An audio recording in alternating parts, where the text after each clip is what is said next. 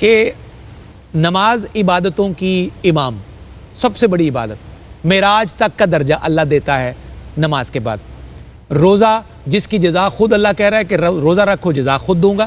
زکوٰۃ وہ کہ آپ کے تمام مال کو پاک کر دے اور آپ کی چیزوں کو پاک کر دے۔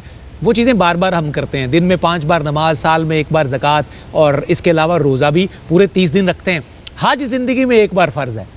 عبادت اتنی بڑی، رکن اتنا بڑا، اس کی اہمیت اتنی بڑی، لیکن فرض صرف 1 بار۔ اس کی اہمیت اور اس کی حکمت کیا ہے؟ جی بہت شکریہ، آپ کا سوال بہت اسپیسیفک ہے، اور اس حوالے سے میں یوں عرض کرنا چاہوں گا کہ دیکھیے، جب ہم کسی شے کی اہمیت کو دیکھنا چاہتے ہیں نا، نماز اور حج میں اگر ہم تقابل کر لیں اسی نقطے کے اوپر کہ یہ نماز کی اہمیت کے لیے ہے کہ ہر روز 5 مرتبہ ہر بندہ مومن کی زندگی میں ہونا ضروری ہے۔ جی درست۔ یہ اس کی اہمیت اور افادیت اور اس کی سگنیفیکنس اور اس کی امپورٹنس کو ظاہر کرتا ہے صحیح کہ یہ ہر روز 5 مرتبہ کرنا ہے۔ یہ بھی اہمیت کا ایک انداز ہے، مگر دوسری طرف یہ بھی اہمیت کا ایک انداز ہے کہ ایک ایسی عبادت بھی ہے کہ اگر تمہاری پوری زندگی میں 1 بار بھی حاصل ہو گئی تو کافی ہے۔ بڑی بات ہے، یعنی بڑا یہ ویلڈ بھی پوائنٹ اس کی اہمیت کو اجاگر کرتا ہے، انداز دیگر ایک اس کی اہمیت ہے۔ یعنی یہ جب ہم اس کی اہمیت کو یوں دیکھیں کہ ہر روز ایک چیز کروائی جا رہی ہے، وہ بھی اس کی اہمیت ہے، اور ایک ایسی چیز ہے کہ جس کے بارے میں اتنا ہی کافی جانا اللہ اور اس کے رسول صلی اللہ علیہ وسلم نے کہ اگر یہ بندہ مومن کی زندگی میں، صاحب استطاعت کی زندگی میں 1 بار بھی آ جائے تو اس کی ساری زندگی کو اس کی برکات سے منور کر دینے کے لیے کافی ہے۔ بڑی بات، واہ، یہ بھی ایک اہمیت کا انداز ہے۔ درست، بالکل۔ اچھا، پھر یہ جو حج کا ہے کہ اس کو بار بار کیوں نہیں رکھا گیا اور 1 بار رکھا گیا، یہی سوال خود آقا علیہ السلام کی بارگاہ میں ہوتا ہے۔ بڑی بات، جب حج کی فرضیت کا حکم آتا ہے آیت مبارکہ میں، تو اللہ رب العزت نے حج کا حکم نازل فرما دیا، تو ایک صحابی آقا علیہ السلام کی بارگاہ میں کھڑے ہوتے ہیں، یا رسول اللہ صلی اللہ علیہ وسلم آفی کل عامن، کیا یہ حج ہمارے اوپر ہر سال فرض ہے؟ جانا۔ اور آقا علیہ السلام خاموشی اختیار فرماتے ہیں۔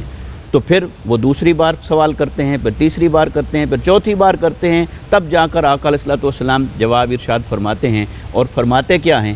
لو قلت نعم لوجبت، اگر میں ہاں کہہ دیتا تو پھر ہر سال تمہارے اوپر فرض ہو جاتا، ہر سال تمہارے لیے لازم ہو جاتا۔ تو آقا علیہ السلام نے تربیت بھی فرما دی کہ اللہ اور اس کے رسول نے جو کچھ تم تک پہنچانا ہے تو وہ اس کے لیے بے صبری کی ضرورت نہیں ہے، پہنچا دیا جائے گا، لیکن تمہارا شوق، تمہاری بیتابی، تمہاری جستجو، تمہاری طلب، اس کی بھی چونکہ ایک قدر ہے، اس کے پیچھے چھپے ہوئے جذبات ہیں، لہٰذا اس کو بھی ایڈریس کیا، اور جو حقیقت حال تھی اس کو بھی واضح فرما دیا۔ تو اب 1 بار ہی کافی ہے حج کا زندگی میں آ جانا، اور اس لیے آقا علیہ السلام نے ارشاد فرمایا کہ اگر کوئی شخص ایسا حج کرتا ہے جسے حج مبرور کہا جائے، اور وہ کسی فسق و فجور کے بغیر ہو، اس میں نہ جدال ہو، نہ فسق ہو، نہ فسوق ہو، تو ہر چیز سے پاک ہو اور اس کے تقاضوں کے مطابق ہو، تو وہ شخص ایسے ہو جاتا ہے کہ جیسے ابھی اپنی ماں کے پیٹ سے اسے تولد حاصل ہوا ہو۔ اللہ اس قدر اسے زندگی بھر کی تمام علائشوں سے پاک اور صاف کر دیتا ہے، مبرہ کر دیتا ہے۔ ماشاءاللہ۔ تو اس اعتبار سے حج کی اہمیت اور فرضیت یہ کہ اللہ تبارک و تعالیٰ نے اسے جامع العبادات بنایا۔ درست، جیسا کہ بلا مفتی صاحب فرما رہے تھے، بھی اس میں مالی عبادات کی بھی آپ کو خوشبو آ رہی ہے، صحیح، جسمانی عبادات کی بھی جھلک نظر آ رہی ہے، حتیٰ کہ ہجرت اور جہاد کی بھی اس میں آپ کو خوشبو نظر آ رہی ہے۔